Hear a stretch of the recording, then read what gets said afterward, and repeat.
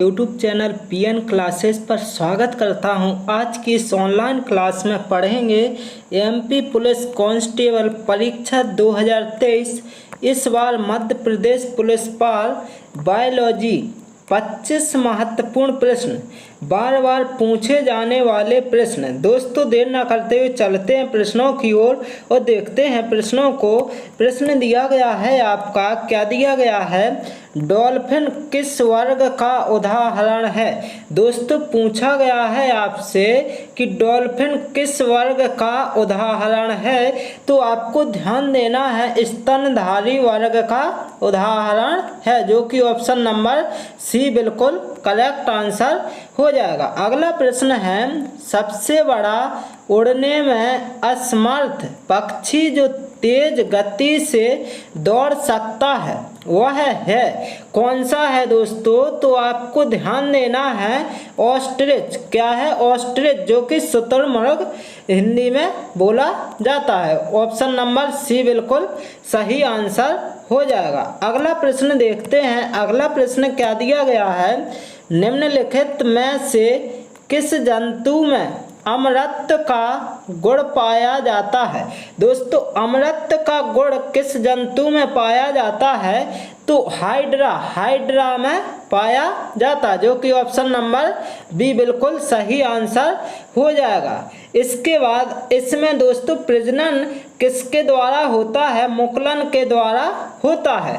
किसमें? हाइड्रा में। अगला प्रश्न है, निम्नलिखित में से नियततापी प्राणी कौन सा है? नियततापी प्राणी पूछा गया है दोस्तों, तो चमगादड़ हो जाएगा, जो कि ऑप्शन नंबर डी बिल्कुल करेक्ट आंसर हो जाएगा। अगला प्रश्न है, क्या दिया गया है? सबसे विशाल जीवित स्तनपायी है। सबसे विशाल जीवित स्तनपायी कौन सा है? तो नीली व्हेल। नीली व्हेल क्या है? सबसे ज्यादा जीवन यापन करती है, जो कि ऑप्शन नंबर सी बिल्कुल करेक्ट आंसर हो जाएगा।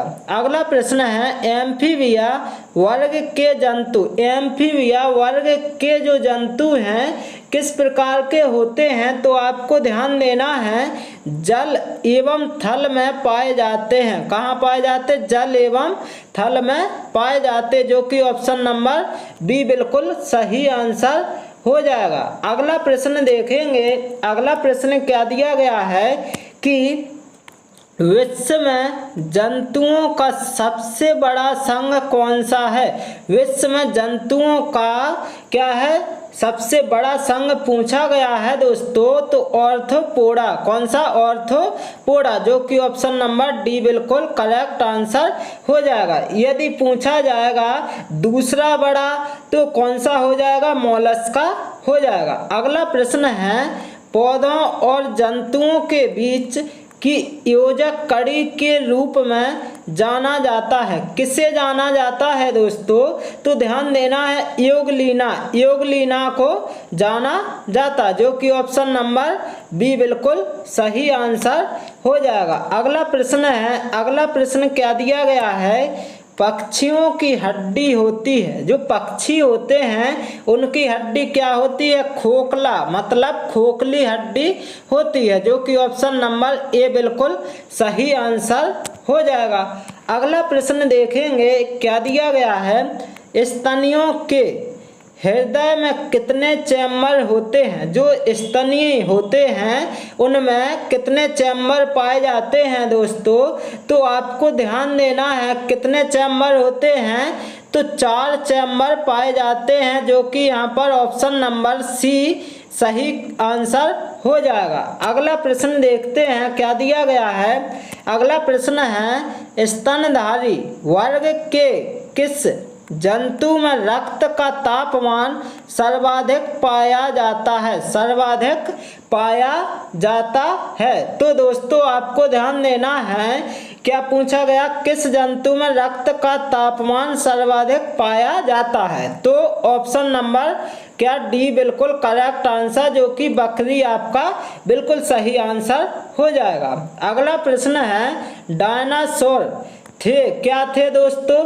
डायनासोर थे आपके मीसोजोइक सरीसृप। क्या थे? मीसोजोइक सरीसृप, जो कि ऑप्शन नंबर डी बिल्कुल करेक्ट आंसर हो जाएगा। अगला प्रश्न देखेंगे, विषैले सर्पों में विष ग्रंथियां परिवर्तित रहती हैं। जो विष की ग्रंथियां हैं परिवर्तित रहती हैं, किसमें रहती हैं दोस्तों? लार ग्रंथि में।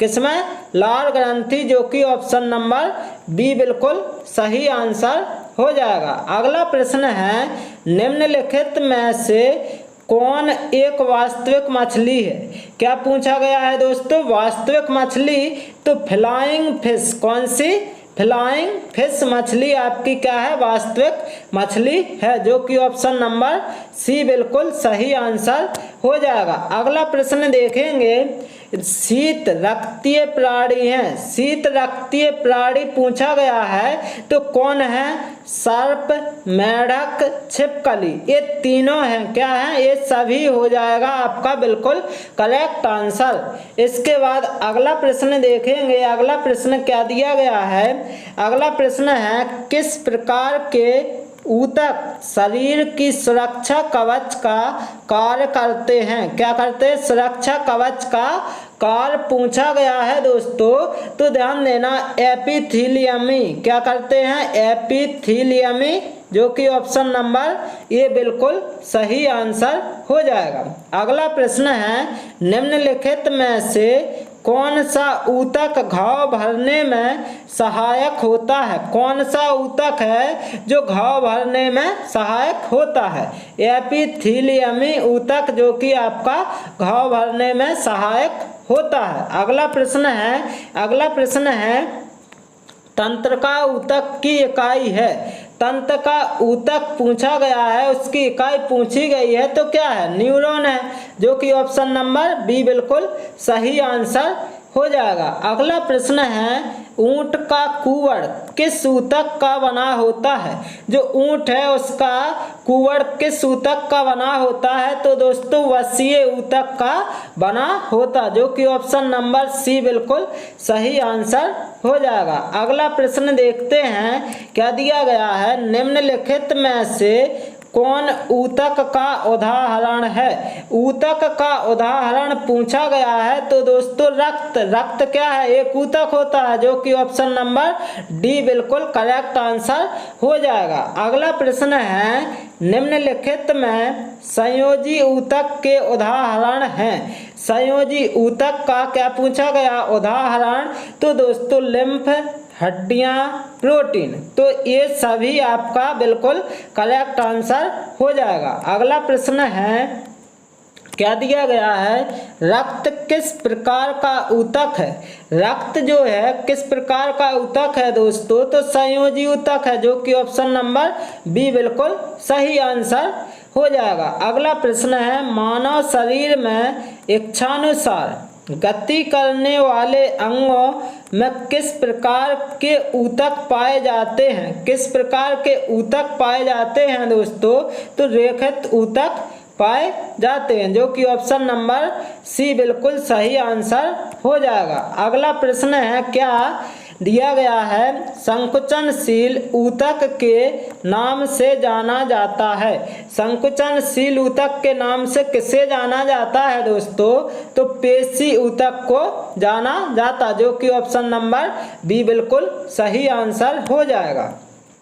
अगला प्रश्न, चेतना ऊतक के नाम से जाने वाला मतलब जानने वाला ऊतक कौन है दोस्तों? इसका जो सही आंसर होगा तंत्रिका ऊतक, जो कि ऑप्शन नंबर ए बिल्कुल करेक्ट आंसर हो जाएगा।